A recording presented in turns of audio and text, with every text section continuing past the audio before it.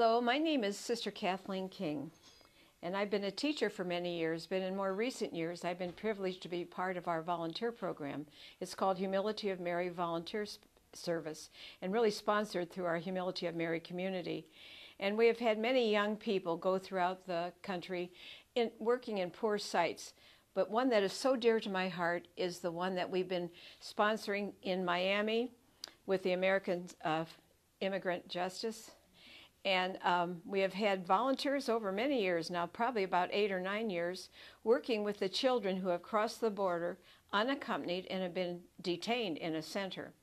And I've been able to go with our volunteers several times when they have gone to the center and interviewed these young people. Well, I don't know Spanish, but our volunteers have to be fluent in Spanish, so they would meet one-on-one with these young people, often boys, and I would say their ages were like about 10 through 17.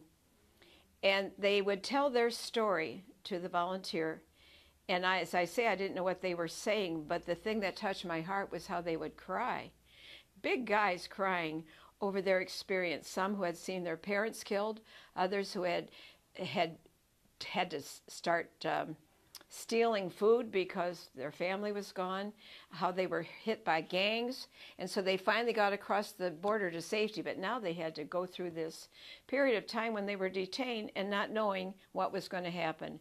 And so what our volunteers then did was to make them feel comfortable in their telling of the story, and then they would gather up their notes and take it to the immigrant lawyer, who then would meet with these young people one-on-one and do all the legal work, paperwork, to get them out of the detention center and connected with families.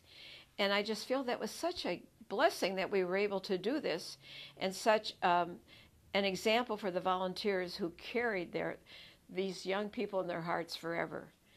And so I really hope that we can keep this work going, because it has been responding for a great need, and even more so now with so many more young people coming across the border who need someone to accompany them.